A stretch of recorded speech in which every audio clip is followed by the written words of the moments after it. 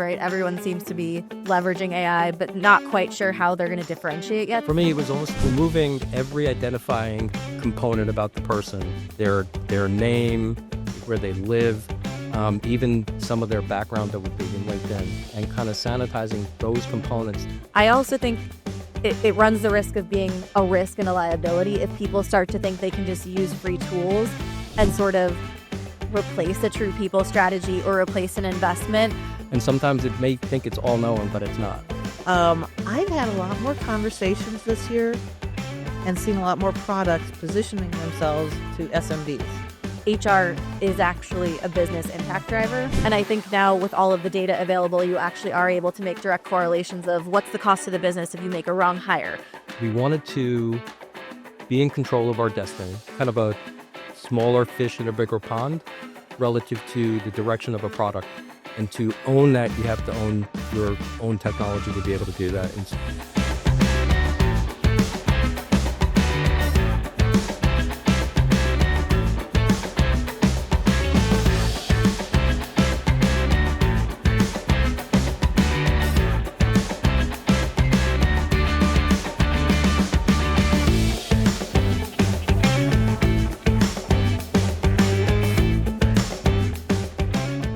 Hello. This is Katee Van Horn, and I am joined by the infamous Miss Robin Schooling. Robin, hello. Hello, Katee. I'm very proud to be playing the part of Jackie today. Yes, Robin is playing Jackie Clayton in this episode of the InclusiveAF podcast, live from the HR Executive Studio at HR Tech. And we are joined by two wonderful guests here. Mark and Caitlin from CoAdvantage. So Caitlin, would love for you to introduce yourself, share a little bit about who you are, all that good stuff, and then we'll turn it over to Mark as well to do the same. Great. Yeah. So excited to be here with both of you. My name is Caitlin Carrigy, and I'm the head of strategy at CoAdvantage. And we are a professional employer organization. And we've recently merged with PrimePay, which is an HR services, HCM company. And this year, we're actually sponsoring Pitchfest at HR Tech. So we've been really excited to see some of the innovative talent and up-and-coming companies in the space. Awesome. Yeah, Pitchfest is one of my favorite parts. I think, Robin, you would probably say the same, that Pitchfest is one of your favorite parts of HR Tech. We get to see some really cool new things come out. So awesome. Love that you guys are sponsoring that. And Mark? Yes. So I'm Mark Zimmerman. I am the CIO for CoAd and for PrimePay together. Responsible for all the technology that we deliver to our clients on both sides of the brands right now. And like Caitlin, happy to be here and joining you guys. Awesome. Thank you so much for being here. So would love to just kick it off. So how does your tech, talking about the technology that you are sharing this week, how does that address bias in hiring and performance and promotions? What does your technology do? We're not showcasing our technology here at the show today. We are here sponsoring Pitchfest and not directly selling to folks that are here at the show. Okay. So the PEO piece of the work that you do, are you showcasing that at all to folks that are here this week? No, not specifically, no. Yeah. All right then. Okay. Well, here we go. We're going to shift a little bit then. All right, perfect. So tell us, though, a little bit about the technology and kind of what you guys do and a little bit about what you offer and who you offer it to. Sure. So we mainly serve small to medium-sized businesses. In the PEO world, those clients get services from us for things like healthcare, workers' comp, payroll, and other types of ancillary benefits as well. We also provide 401k services under kind of a master plan. So we aggregate all of the client information into kind of these pools. They become a co-employed client with us. So we are the employer of record with the client. So the employees will get a W-2 from CoAdvantage on the PEO side. And we provide kind of these services in a bundled fashion for those clients that they wouldn't be able to get without having to go to multiple different sources to handle all those things for them. So we are their back office, inclusive of managing all their payroll as well. Yeah, and I would just add that in addition to the technology, a large portion of our services are also HR services. So we really pair that advisory service and that qualitative perspective and strategy with the technology itself to kind of give them that dual-sided approach to managing their workforce. That's great. And when you think about kind of the technology and how it supports the employee experience, are there things that you look at for kind of that ROI that you get for the employees or for the employee experience versus just cost savings or versus, flexibility, whatever it might be? What are the things that you look at from that employee experience perspective? So from the employee experience, we've just recently rolled out a fully functional mobile app for our employees. So pretty much everything that they can do if they were in a browser, they can now do on the mobile app. So making it very easy to access their information, change their information, look up, what they were paid last pay period, kind of look at their kind of aggregate total compensation for them and all the things the employer provides to them as well as the things that they've earned. So we make it really easy for that employee from an experience perspective for them to get access to their information. So, very cool. So what inspired you to be the sponsor for Pitchfest? Yeah, so we consider our purpose really making small businesses successful. And so this opportunity to sponsor Pitchfest was really appealing to us because a lot of the sponsorship dollars actually go directly to that prize, which is infusing capital into those startups. And we're also excited by innovation in our space in this industry. And so we wanted to get kind of a front row view of that and kind of be able to support the next up and coming company. I think we've been very interested by sort of, I would say, the congestion around AI in what we've seen so far, right? Everyone seems to be leveraging AI, but not quite sure how they're going to differentiate yet. So that's also been interesting to us to kind of see what people are bringing to the table from a unique point of view on that. And I think to some of your question at the beginning, we've been interested to see how they're using it, I would say, to improve the way that we hire, to make it a more inclusive workforce, right? To try to remove bias where we can, to try to really assess talent on its face. So that's been, I think, inspiring, and we're excited to see it. Yeah, those are the most interesting presentations at Pitchfest. Yeah, absolutely. Sure. Yep. So is there a fan favorite and you being the fans in this scenario, is there a fan favorite up front right now? Because we're through 2 rounds, I think it is at this point. 2 rounds, yeah. So has there been anything that stood out for you in terms of any of the tech that you've seen so far? There were a couple that stood out to me. So not to be biased because it was my round, but I did like Hollow, which was one of the winners of round 1, because they're really focused on language skills assessment and supporting BPOs in terms of staffing like call centers and things like that, which I think is a unique value proposition. And there was another in round 1 that I did find interesting. I believe it was BlueGen, that really was building AI on top of more like semantic language and sort of behavioral syntax. I think we were joking, like, it's a fascinating prospect. I think it was harder to understand in a 3-minute pitch. So it was like, maybe wasn't as sizzly at front face value, but I think that is where you see some of that differentiation is what are you really building that isn't publicly available? How are you using it to give that perspective that is unique, that is going to help solve some of those true business problems? Yeah, there was one today. I don't remember the name, and maybe you will when I describe it. For me, it was almost it was removing every identifying component about the person, their name, where they live, even some of their background that would be in LinkedIn, and kind of sanitizing those components to me, it felt like the voice for hiring, right? So the voice, they turn around, they don't see the person, but they are listening to the voice, and then they hit the button and turn around like, that's the voice I want to pay attention to. So similarly, they had technology that kind of did that. It was a job board where the employee or the job seeker would put their information in, and then it would clear it all out. And then the employer, when they were going to do their sourcing, would see it and pick just based on those attributes that were most important to them. And then after that, they went to the next round. So I thought that was very unique. Awesome. I think there was one more too that was really focused more on the performance management side. So it stood out just because I don't think we saw as much in that category. But it was also trying to use AI for good in the sense of almost advocating for that employee. And Mark and I were joking, like sometimes when you do performance reviews on an annual basis, it's difficult to stretch back 9 months and go, oh, that was a really impactful thing that they worked on. But using AI to kind of aggregate that to say, let's advocate for the employee as well and really recognize them for their full contribution was kind of an interesting way to approach it. Awesome. Robin, what have you seen this week so far that you've been excited about, whether at the Pitchfest or outside as you've been walking around? To go back to a point that was raised earlier, and I think this is why I love talking to y'all as our guests, I've had a lot more conversations this year and seen a lot more products positioning themselves to SMBs.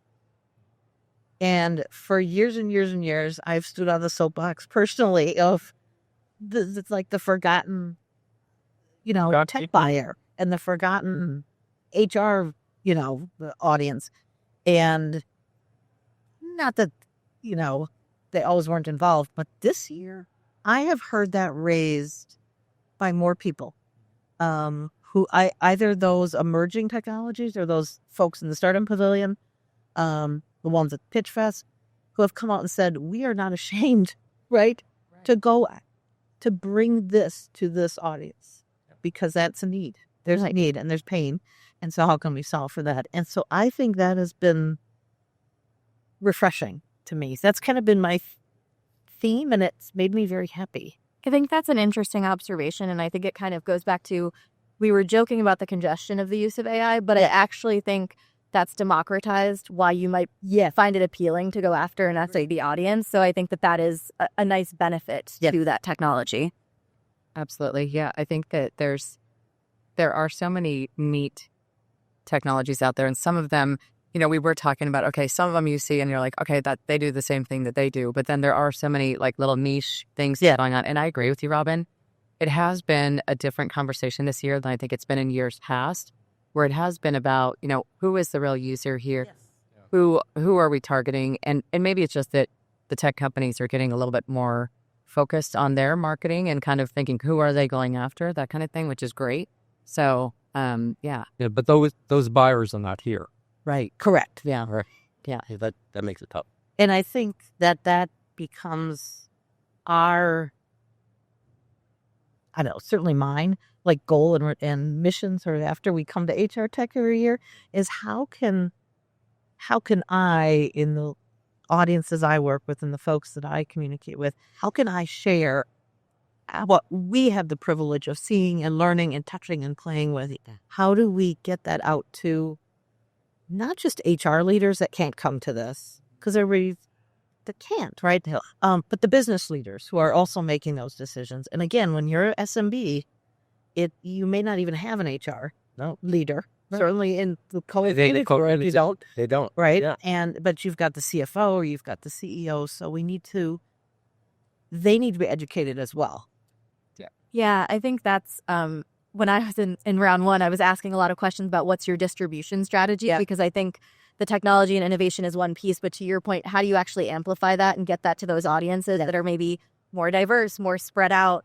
And so I think that is something else that we feel very strongly about, is how do we help advocate even as a business that supports small businesses to bring those solutions further into that market as well. Yeah. Right. We're trying to make it easy for them. Right. Because they have to go run their restaurant, right, their law firm, their architectural firm, and we have no expectation that they want to spend an awful lot of time inside of our technology. Right. So we have to make it really easy, accessible to them, fast, for them and their employees. Yep. So when you think about that, and you guys kind of just mentioned those small businesses that maybe don't have an HR team or don't have even an HR person. So what do you think about just the way that HR tech is positioning themselves, and yourselves included in this conversation, to really be more credible, that HR can be more credible for the business leaders and for other folks that are outside of HR? I think there's a few things. So I think there's been a lot more research lately and a lot more conversation around HR is actually a business impact driver, right? And I think like historically, a lot of people have thought of it as maybe a little bit or like fuzzier, right, in that way.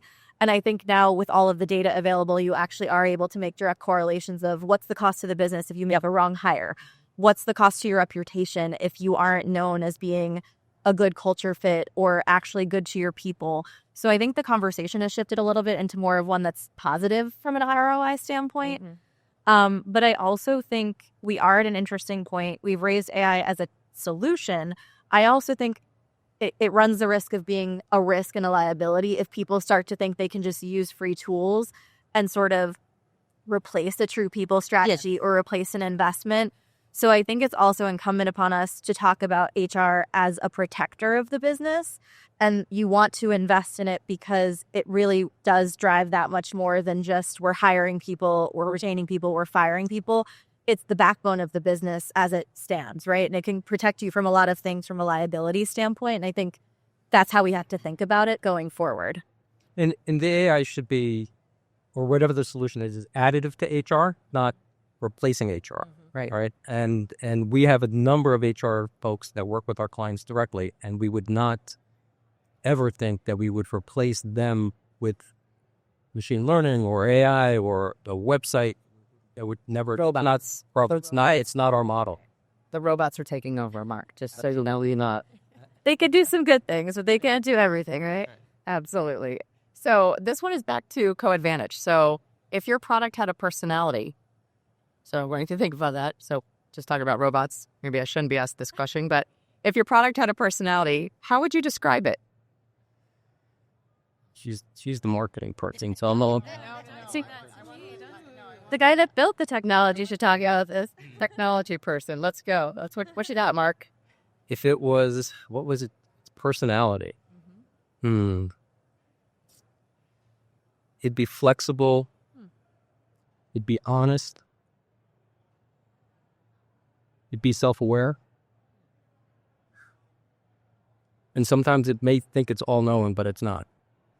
Okay. I like that. You're going to be promoted and transferred over into the marketing department. I'm loving it. The marketing specialist. No, that's a no. Nope. I like where I'm at. Perfect. Caitlin, what you got? What do you think? I agree with self-aware. I think we kind of know the space that we play in and know who we support, and it's important to us that we meet those needs. I think that we're listeners. So again, it's important for us to hear that direct feedback from our clients, from the SMBs, and really make our decisions accordingly.